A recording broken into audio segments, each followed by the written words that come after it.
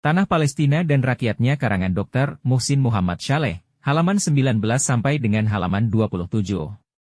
2. Palestina adalah tanah yang diberkati Allah Subhanahu wa Ta'ala. Hal ini sesuai dengan apa yang ditegaskan dalam Al-Quran Al-Karim, artinya, Maha Suci Allah, yang telah memperjalankan hambanya pada suatu malam dari Al-Masjidil Haram ke Al-Masjidil Aqsa yang telah kami berkahi sekelilingnya agar kami perlihatkan kepadanya sebagian tanda-tanda kebesaran kami. Sesungguhnya Dia adalah Maha Mendengar lagi Maha Melihat. Quran Surat Al-Isra 1. Allah berfirman, dan kami selamatkan Ibrahim dan Lut ke sebuah negeri yang kami telah memberkahinya untuk sekalian manusia. Quran Surat Al-Anbiya 70. Ibnu Katsir berkata, maksudnya adalah negeri Syam. Allah berfirman, artinya, dan telah kami tundukkan untuk Sulaiman angin yang sangat kencang tiupannya yang berhembus dengan perintahnya ke negeri yang kami telah memberkatinya. Dan adalah kami Maha mengetahui segala sesuatu. Quran Surat Al-Anbiya 80. Ibnu Katsir berkata, maksudnya adalah negeri Syam. Allah berfirman, artinya, dan kami jadikan antara mereka dan antara negeri-negeri yang kami limpahkan berkat kepadanya, beberapa negeri yang berdekatan dan kami tetapkan antara negeri-negeri itu, jarak-jarak, perjalanan. Berjalanlah kamu di kota-kota itu pada malam dan siang hari dengan aman. Quran Surat Saba 18. Ibnu Abbas berkata, maksud dari Al-Qura allati barakna fiha, antara negeri-negeri yang kami limpahkan berkat kepadanya, adalah Baitul Maqdis. 15 berkah di sini bisa berarti secara fisik dan maknawi, berupa buah-buahan yang dihasilkan maupun kekayaan alamnya, atau kekhususan status dan kedudukannya, juga karena Palestina merupakan tempat diutusnya para nabi dan tempat turunnya para malaikat. 3. Palestina adalah tanah suci. Ini berdasarkan Nash Al-Quran, di mana Allah Subhanahu wa Ta'ala berfirman lewat lisan Nabi Musa, alaihi salam, artinya, hai kaumku, masuklah ke tanah suci, Palestina, yang telah ditentukan Allah bagimu, dan janganlah kamu lari ke belakang, karena kamu takut kepada musuh, maka kamu menjadi orang-orang yang merugi. Quran Surat Al-Maidah 21. Az-Zajjaj berkata, yang dimaksud dengan Ardul Muqaddasah adalah tanah suci, tahirah. Konon dinamakan Muqaddasah karena bersih dari kesyirikan dan dijadikan tempat tinggal bagi para nabi dan orang-orang beriman. Al-Kalabi berkata, yang dimaksud Ardul Muqaddasah adalah Damaskus, Palestina dan sebagian Yordania. Qatadah berkata, yang dimaksud adalah seluruh negeri Syam. 4. Palestina adalah tanah para nabi dan tempat diutusnya mereka.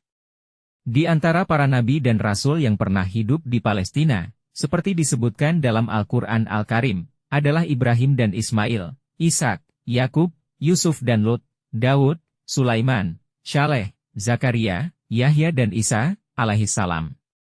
Dan Rasulullah Muhammad Shallallahu alaihi wasallam juga pernah mengunjunginya. Juga telah tinggal di Palestina nabi-nabi Bani Israel, kaum yang memang banyak dihiasi oleh nabi-nabi, setiap kali nabi wafat Allah utus nabi baru.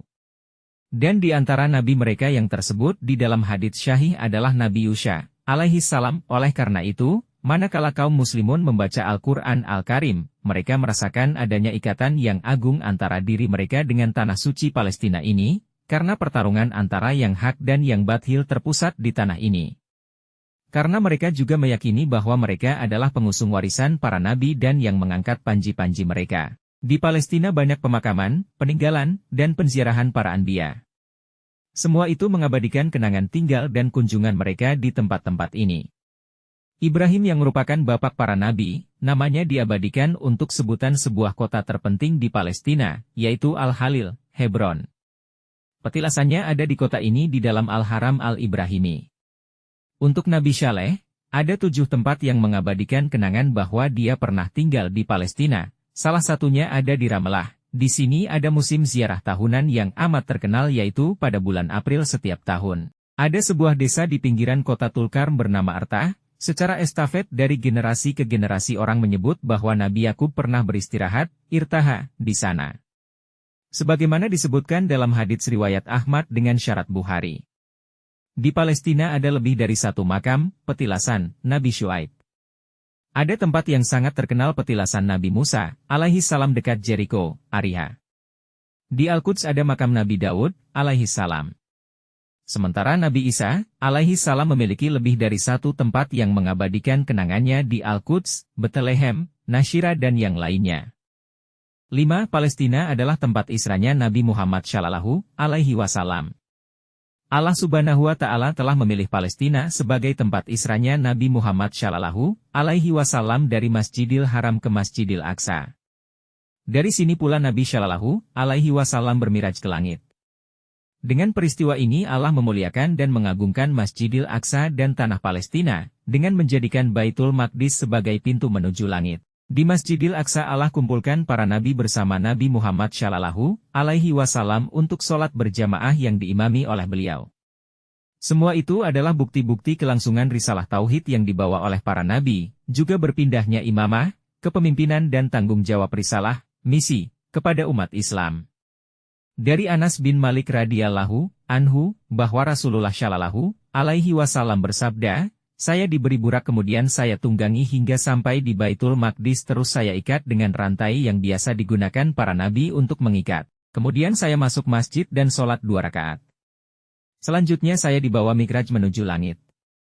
6. Para malaikat mengepakkan sayapnya di atas tanah Palestina." Dalam sebuah hadits syahih yang diriwayatkan oleh Zaid bin Sabit radhiyallahu anhu berkata, "Saya mendengar Rasulullah Shallallahu Alaihi Wasallam bersabda, 'Duhai, beruntungnya negeri Syam. Duhai, beruntungnya negeri Syam.'" Kemudian para sahabat bertanya, "Kenapa bisa begitu wahai Rasulullah?" Beliau bersabda, "Mereka para malaikat Allah mengepakkan sayapnya di atas negeri Syam. Dan Palestina adalah bagian dari negeri Syam." 7. Palestina adalah tanah mahsyar dan mansyar, tempat dikumpulkan dan disebarkan manusia. Diriwayatkan oleh Imam Ahmad dengan sanad dari Maimunah binti Sade radhiyallahu anha, dia berkata, "Wahai Nabi Allah, fatwakan kepada kami mengenai Baitul Maqdis." Beliau bersabda, "Tanah mahsyar dan mansyar." 8. Palestina adalah rumah negeri Islam saat terjadi cobaan dan fitnah begitu dahsyat. Dari Salamah bin Nufail berkata, Rasulullah Shallallahu Alaihi Wasallam bersabda, "Rumah negeri Islam adalah di Syam."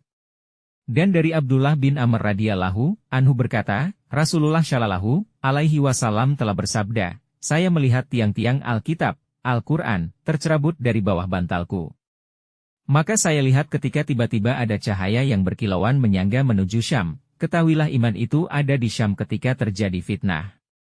9. Orang yang tinggal di Palestina dinilai layaknya mujahid dan murabit, penjaga keamanan dari serangan musuh, di jalan Allah. Dari Abu Darda radhiyallahu anhu berkata, Rasulullah Shallallahu Alaihi Wasallam telah bersabda, "Penduduk Syam beserta istri-istri, keluarga, hamba sahaya mereka baik yang laki-laki maupun perempuan, sampai ujung pulau adalah para murabit di jalan Allah.